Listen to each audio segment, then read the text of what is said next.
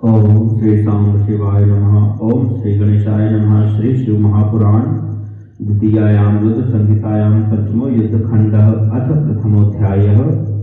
तारकासुर के पुत्र तारकाक्ष विद्युन्माली एवं कमलाक्ष की तपस्या से प्रसन्न ब्रह्मा द्वारा उन्हें वर की प्राप्ति, तीनों पुरों की शोभा का वर्णन। नारद उवाच श्रुतमस्माभिरानन्दप्रदं चरितमुत्तमं गृहस्थस्यैव शम्भोश्च गणस्कन्धादिसत्कथम्। इदानीं ब्रूहि सुप्रीत्या चरितं वरमुत्तमं शङ्करो हि यथा रुद्रो जघान विहिरफलान्। नारद जी बोले, हे ब्रह्मण, हमने गणेश तथा स्कंद की सत्कथा से समन्वित गृहस्थ शिव जी के आनंदप्रद उत्तम चरित्र का श्रवण किया। विहार करते हुए शिव जी ने जिस प्रकार दुष्टों का वध किया, अब आप उस श्रेष्ठ एवं उत्तम चरित्र का अत्यंत प्रेम पूर्वक वर्णन कीजिए। कथम ददा भगवान नघ्राणि सुरद्विषाम् त्रिण्यकेन च बाणेन युगपत्तेन वीरवान्। पराक्रमशाली भगवान शंकर ने एक ही बाण से एक साथ दैत्यों के तीनों पुरों को किस प्रकार जलाया। एतत् सर्वं समाचक्षुचरितं शशिमौलिनः देवर्षि सुहृदं शश्वन्माया विहरतः प्रभोः। आप माया से निरंतर विहार करने वाले भगवान शंकर के इस संपूर्ण चरित्र का वर्णन कीजिए, जो देवताओं तथा ऋषियों को सुख देने वाला है। ब्रह्मवाच एवमें तत्पुरा पृष्ठो व्यासेन ऋषिशर्तं सनत्कुमारं प्रोवाच तदेव कथयाम्यहम्। ब्रह्मा जी बोले, हे ऋषि श्रेष्ठ, पूर्व काल में व्यास जी ने महर्षि सनत कुमार से यही बात पूछी थी। तब सनत कुमार जी ने उनसे जैसा कहा था वही बात मैं आपसे कह रहा हूँ। सनत कुमार उवाच शृणु व्यास महाप्राज्ञ चरितं शशिमौलिनः यथा ददाह त्रिपुरं बाणेन तेन विस्पृशत्। शिवात्मजेन स्कन्देन निहते तारकासुरे तत्पुत्रास्तु त्रयो दैत्याः पर्यतप्यन्मुनीश्वर। सनत कुमार बोले, हे महाविद्वान व्यास जी, आप शंकर के उस चरित्र को सुनिए जिस प्रकार विश्व का संहार करने वाले उन शिव ने एक ही बाण से त्रिपुर को भस्म किया था। हे मुनीश्वर, शिव जी के पुत्र कार्तिकेय के द्वारा तारकासुर का वध कर दिए जाने पर उसके तीनों पुत्र दैत्य घोर तप करने लगे।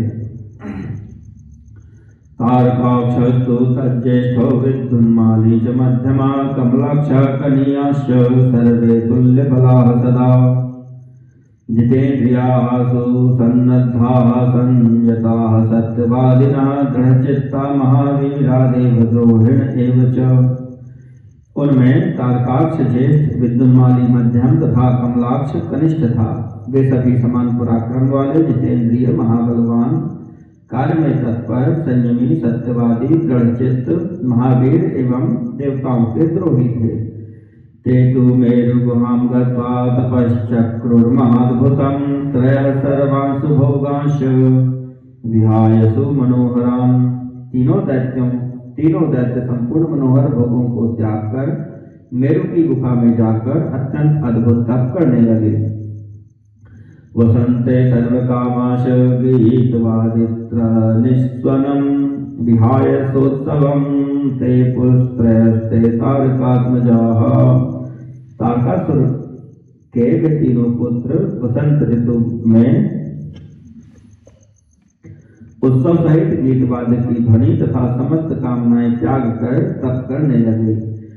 ग्रीष्मे सूर्य प्रभां जेत्वादिक्षु प्रज्वाल पावकं तन्मध्य संस्थाः सिद्ध्यर्थं जुहुर्हव्यमादरात्। ग्रीष्म ऋतु में सूर्य के तेज को जीत कर अपने चारों ओर अग्नि जलाकर तथा उसके मध्य में स्थित होकर वे सिद्धि के लिए आदर पूर्वक हव्य की आहुति देने लगे। महाप्रताप पतिताः सर्वेऽप्यासन् सुमूर्छिताः वर्षासु गतः सन्त्रासा वृष्टिं मूर्धन्यधारयन्। शरत्काले प्रभूतं तु भोजनं तु बुभुक्षिताः रम्यं स्निग्धं स्थिरं हृद्यं फलं मूलमनुत्तमम्। संयमात् क्षुद्रस्यो जित्वा पानान्युच्चावचान्यपि बुभुक्षितेभ्यो दत्त्वा तो बभूरुपला इव। उस समय वे महान गर्मी से संतप्त होकर मूर्छित हो जाते थे और वर्षा काल में निर्भीक होकर सिर पर वृष्टि को सह लेते थे। शरद काल में उत्पन्न हुए मनोहर स्निग्ध स्थिर उत्तम फल मूलादि पदार्थों तथा उत्तम प्रकार के पेय पदार्थों का भूखों के लिए दान कर स्वयं भूखे रह जाते थे। वे संयम पूर्वक भूख प्यास को जीतकर पत्थर के समान हो गए थे। संस्थितास्ते महात्मानो निराधारा चतुर्दिशं हेमन्ते गिरिमाश्रित्य धैर्येण परमेण तु तुषारदेह संच्छन्ना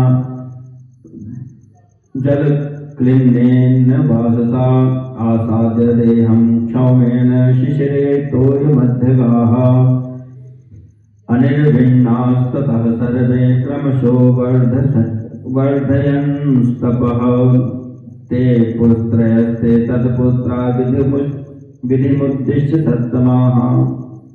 वे महात्मा हेमंत ऋतु में पहाड़ों का आश्रय लेकर बड़ी दृढ़ता के साथ स्थित हो निराधार हो चारों दिशाओं में निवास करने लगे।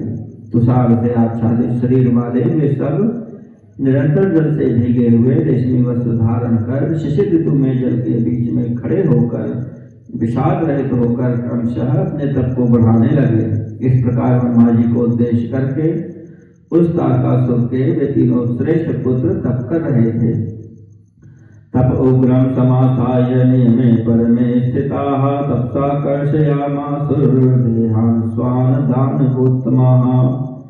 विश्रेष्ठ दानों परम नियम में स्थित रहकर कठोर तप करके तपस्या के द्वारा अपने शरीर को सुखाने लगे।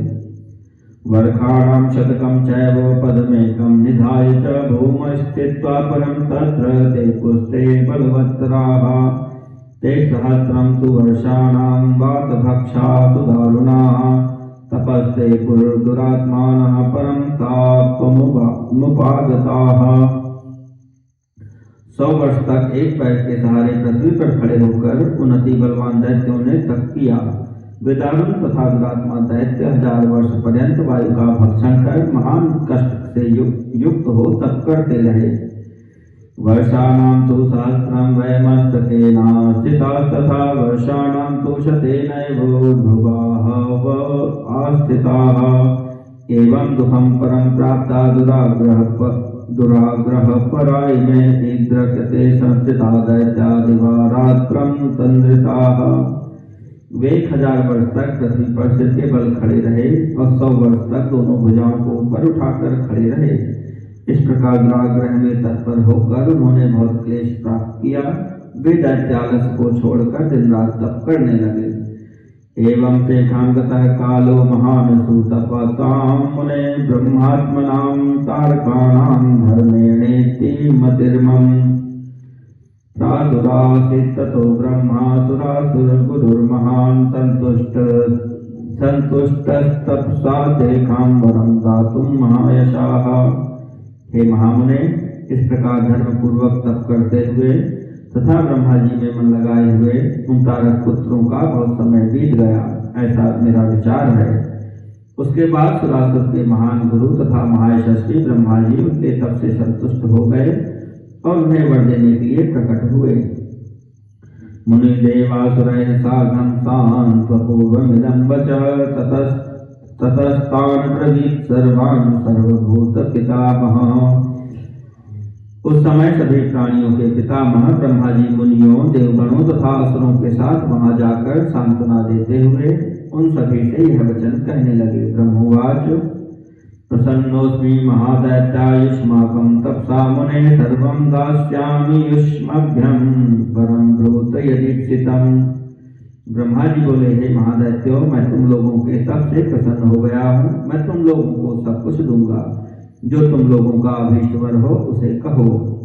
किमर्थं सुतपस्तप्तं कथयध्वं सुरद्विषः सर्वेषां तपसो दाता सर्वकर्तास्मि सर्वदा। हे देवशत्रुओं, मैं सबकी तपस्या का फलदाता और सर्वदा सबका रचयिता हूँ। अतः बताओ कि तुम लोगों ने अत्यंत कठिन तप किस उद्देश्य से किया है।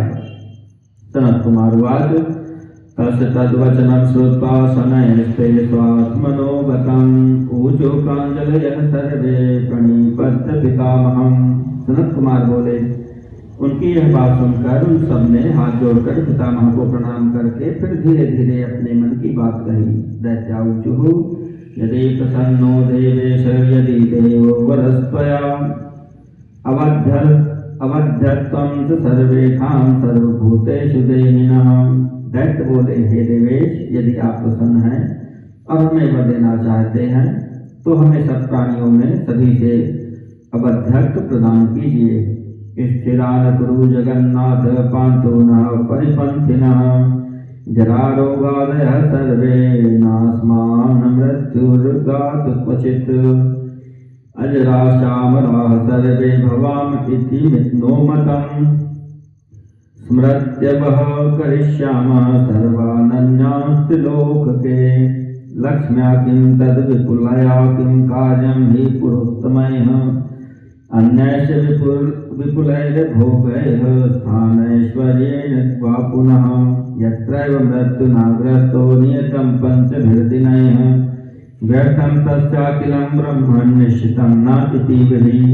हे जगन्नाथ, आप हमें स्थिर कर दें और हमें जरा रोग एवं मृत्यु आदि कभी प्राप्त न हो।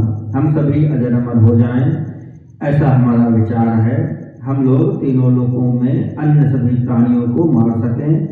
पर्याप्त लक्ष्मी से, उत्तम पुरों से, अन्य विपुल भोगों से, स्थानों से अथवा ऐश्वर्य से हमें क्या प्रयोजन। हे ब्राह्मण, यदि 5 ही दिनों में प्राणी मृत्यु के द्वारा ग्रसित हो जाता है, यह निश्चित ही है, तब तो यह सब कुछ व्यर्थ हो जाता है, इसमें संशय नहीं है। सनत कुमार वाच इति श्रुतावचस्तेषां दैत्यानां च तपस्विनां प्रत्युवाच शिवं स्मृत्वा स्वप्रभुं गिरिशं विधिः। सनत कुमार बोले, उन तपस्वी दैत्यों की यह बात सुनकर ब्रह्मा ने गिरि पर शयन करने वाले अपने स्वामी भगवान शंकर का स्मरण करके कहा। ब्रह्मोवाच नास्ति सर्वामृतं च निवर्तध्वं तो सुराः अन्यं वरं वणिध्वं वै यादृशो वो हि रोचते। ब्रह्मा जी बोले, हे असुरो, पूर्ण अमृत किसी को नहीं मिल सकता, इसलिए इस वर का आग्रह मत करो और अन्य वर मांग लो जो तुम लोगों को अच्छा लगे। जातो हनिष्यते नूनं जंतु कोप्यसुरा क्वचित् अजरश्चामरो लोके न भविष्यति भूतले ऋते तु खण्डपरशोः कालकालाधरेस्तथा तौ धर्माधर्म परमा व्यक्तौ व्यक्तरूपिणौ धर्माधर्म परमा व्यक्तौ व्यक्तरूपिणौ। हे असुरो, इस भूतल पर जहाँ भी जो कोई भी प्राणी जन्मा है वह अवश्य मरेगा। काल के भी काल भगवान शंकर तथा श्री हरि के अतिरिक्त इस जगत में कोई भी प्राणी अजर अमर नहीं हो सकता, क्योंकि वे दोनों धर्म अधर्म से परे हैं तथा व्यक्त और अव्यक्त हैं। संपीडनाय जगतो यदि सक्रियते तपः सफलं तद्गतं वेद्यं तस्मात् सुविहितं तपः। यदि जगत को पीड़ा पहुंचाने के लिए तप किया जाए तो उसका फल अष्ट समझना चाहिए, अतः उत्तम उद्देश्य के लिए किया गया तप सफल होता है। तद्विचार स्वयं बुद्ध्या न शक्यं यत् सुरासुरैः दुर्लभं वा सुदुस्साध्यं मृत्युं वञ्चयता नगाः तत्किंचिन्मरणे हेतुं वणिध्वं सत्त्वमाश्रिताः येन मृत्युर्नैव व्रतो रक्षतस्तत् पृथक् पृथक्। हे अनग, तुम लोग स्वयं अपनी बुद्धि से विचार करके जिस मृत्यु का अतिक्रमण दुर्लभ एवं दुसाध्य है और देवता तथा असुर भी ऐसा नहीं कर सके, ऐसी मृत्यु के अतिरिक्त अन्य वर मांगो। तुम लोग सत्व गुण का आश्रय लेकर अपने मरण का हेतुभूत कोई वर मांगो तथा उस हेतु से अपनी अपनी रक्षा का उपाय अलग अलग रूप से करो, जिससे तुम्हारी मृत्यु न हो। सनत कुमार वाच एतद् विधिवचः श्रुत्वा मुहूर्तं ध्यानमास्थिताः प्रोचुस्ते चिन्तयित्वाथ सर्वलोक पितामहम्। सनत कुमार बोले, ब्रह्मा का वचन सुनकर वे एक मुहूर्त तक ध्यान में स्थित रहे। इसके बाद विचार कर लोक पितामह ब्रह्मा से कहने लगे। दैत्याऊचुः भगवन्नास्ति नो वैष्म पराक्रम बतामपि अधृष्या शास्त्रवानाम्।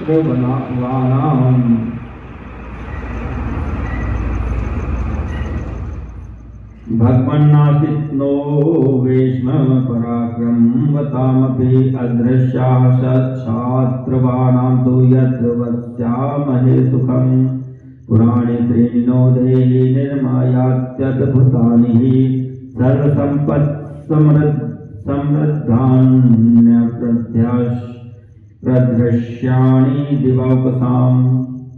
दैत्य बोले, हे भगवान, हम लोग यद्यपि पराक्रमशील हैं, किंतु हमारे पास कोई ऐसा स्थान नहीं है जिसमें शत्रु प्रवेश न कर सके और वहां हम सुख से निवास कर सके। अतः आप ऐसे 3 नगरों का निर्माण कराकर हमें प्रदान कीजिए जो परम अद्भुत, सभी संपत्तियों से परिपूर्ण और देवताओं के लिए सर्वथा अनतिक्रमणीय हो।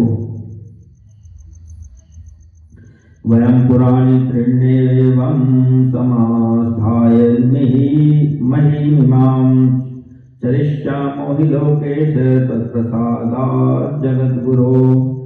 तारकाक्षस्ततः प्राह यद्भेद्यं सुरैरपि करोति विश्वकर्मा तन्मं हेममयं पुरं।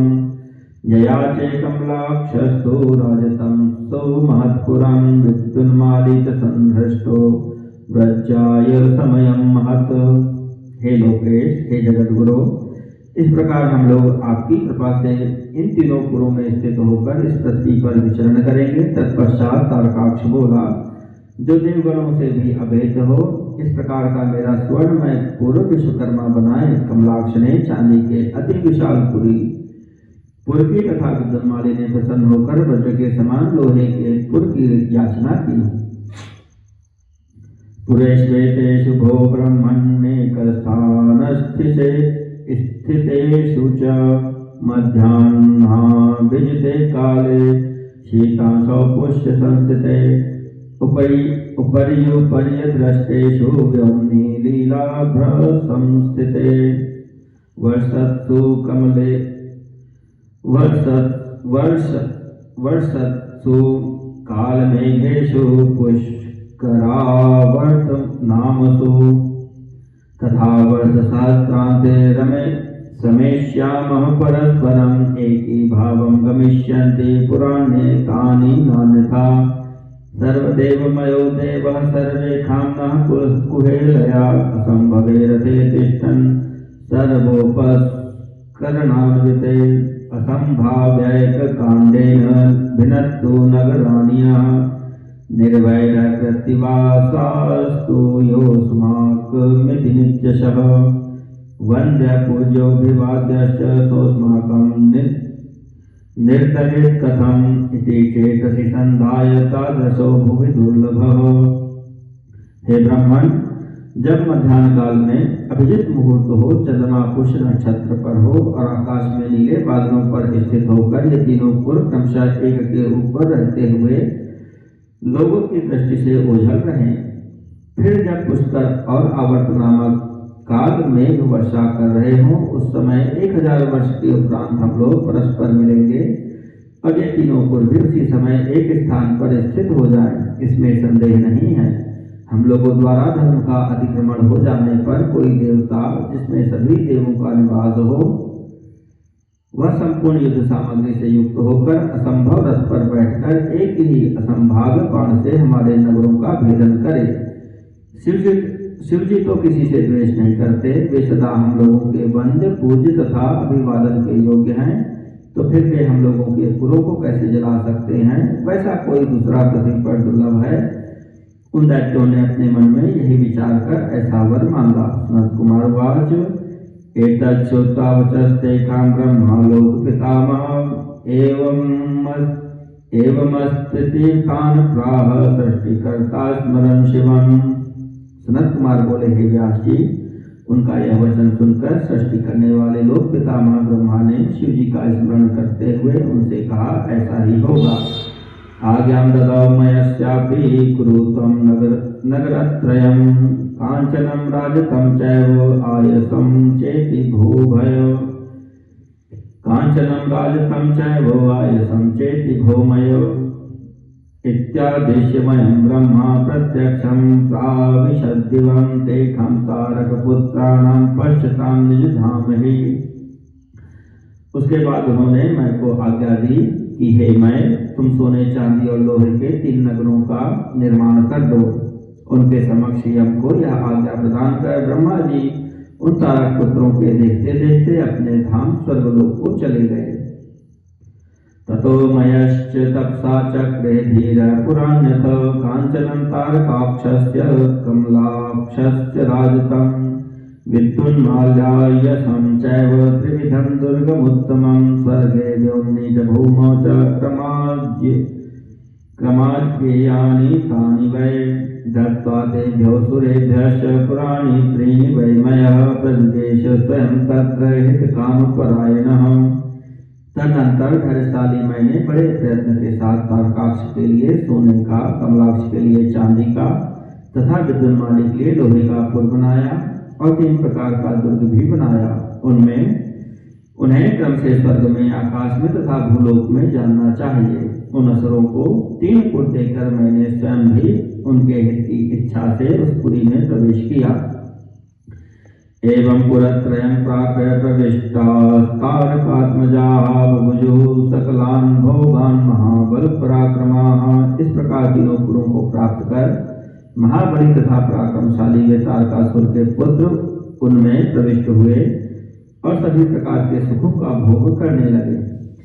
कल्पद्रुमैश्च संकीर्णं गजबाजी समाकुलं नाना प्रासाद संकीर्णं मणिजाल समावृतं सूर्यमंडल संकाशय विमानय सर्वतोमुखय पद्मरागमयश्चैव शोभितं चंद्र सन्निभय।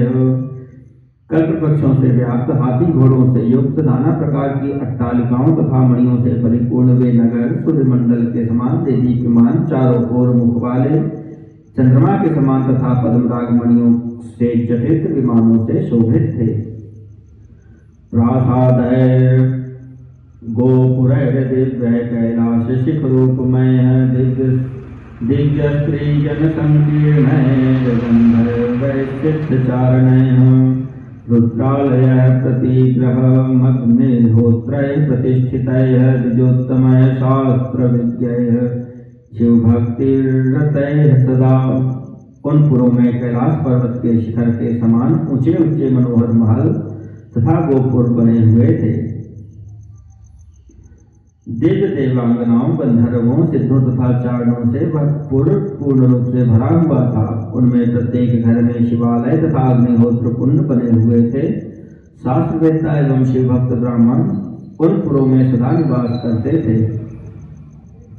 वापीकूपतडागैश्च दीर्घिकाभिशुशोभितम् उद्यानवनवृक्षैश्च स्वर्गच्युतगुणोत्तमैः नदीनदसरिन्मुख्य पुष्करैः शोभितं सदा सर्वकामफलाद्यैश्चान्यैर्वृक्षैर्मनोहरम्। बावली, कुएं, तालाब, छोटे सरोवर और स्वर्गीय गुणों वाले उद्यान एवं अन्य वन वृक्षों, कमल युक्त नदियों और बड़ी बड़ी सरिताओं से वे पुर शोभित हो रहे थे। सभी ऋतुओं में फल फूल देने वाले अनेक प्रकार के वृक्षों से वे पुर मनोहर प्रतीत हो रहे थे। मत्तमातंगयूथैश्च तुरंगैश्च सुशोभनैः रथैश्च विविधाकारैः शिबिकाभिर्लङ्कृतम् समयादि शिखैश्चैव क्रीडास्थानैः पृथक् पृथक् वेदाध्ययन शालाभिर्विविधाभिः पृथक् पृथक्। वे झुंड के झुंड मदमत्त हाथियों, सुंदर सुंदर घोड़ों, विविध आकार वाले रथों एवं शिविकाओं से अलंकृत थे। उनमें समयानुसार अलग अलग क्रीड़ा स्थल बने हुए थे और वेदाध्ययन की विविध पाठशालाएं भी पृथक पृथक बनी हुई थी। अदृष्टं मनसा वाचा पापान् वित्तनरैः सदा महात्मभिः शुभाचारैः पुण्यवद्भिः प्रवीक्ष्यते। पापी जन तो मन में वाणी के द्वारा उन नगरों की ओर देख भी नहीं सकते थे। शुभ आचरण करने वाले पुण्यशाली महात्मा ही उन्हें देख सकते थे। पतिव्रता भी सर्वत्र पावितम स्थलमुत्तमं पतिसेवनशीलाभिर्विमुखाभिर्कुधर्मतः दैत्यशूरैर्महाभागैस्तदारैः शाश्वतैर्द्विजैः सौतस्मार्तार्थतत्त्वज्ञैः स्वधर्मनिरतैर्युतम्। वहाँ का उत्तम स्थल सर्वत्र अधर्म से रहित तथा पति सेवा परायण पतिव्रताओं के द्वारा पवित्र कर दिया गया था। उनमें महाभागवान बलवान दैत्य अपनी स्त्रियों, पुत्रों और श्रुति स्मृति के रहस्य को जानने वाले तथा अपने धर्म में निरत ब्राह्मणों के साथ निवास करते थे। व्यूढोरस्कैर्वृषस्कन्धैः सामयुद्धधरैः सदा प्रशान्तैः कुपितैश्चैव कुब्जैर्वामनकैस्तथा नीलोत्पलदलप्रख्यैर्नीलकुञ्चितमूर्धजैः मयेन रक्षितैः सर्वैः शिक्षितैर्युद्धलालसैः वरसमरतैर्युतं समताल शिवपूजनया विशुद्धवीर्यैः रविमरुतमहेन्द्रसन्निकाशैः सुरमथनैः सुदृढ़ैः सुसेवितं यत्। वे पुरुष चौड़ी छाती वाले, ऊंचे कंधों वाले, शाम एवं विग्रह के ज्ञाता, समय समय पर शांति तथा कोप करने वाले, कुबड़े तथा बौने, नीले कमल के समान काले काले घुंघराले बाल वाले, मैं के द्वारा रक्षित तथा शिक्षित किए गए और युद्ध की अभिलाषा रखने वाले योद्धाओं से परिपूर्ण थे। बड़े बड़े युद्धों में निरत रहने वाले, ब्रह्म तथा सदाशिव के पूजन के प्रभाव से शुद्ध पराक्रम वाले, सूर्य वायु इंद्र के सदृश देवगणों का मर्दन करने वाले तथा अत्यंत शक्तिशाली वीर उन पुरों में निवास करते थे। शास्त्र वेद पुराणेषु ये धर्माः प्रकीर्तिताः शिवप्रियाः सदा देवास्ते धर्मास्तत्र सर्वतः एवं लब्धवरास्ते तु दैतेयास्तारकात्मजाः शैवं मयमुपाश्रित्य निवसन्ति स्म तत्र सर्वं त्रैलोक्यमुत्सार्य प्रविश्य नगराणि ते कुर्वन्ति स्म महद्राज्यं शिवमार्गरताः सदा।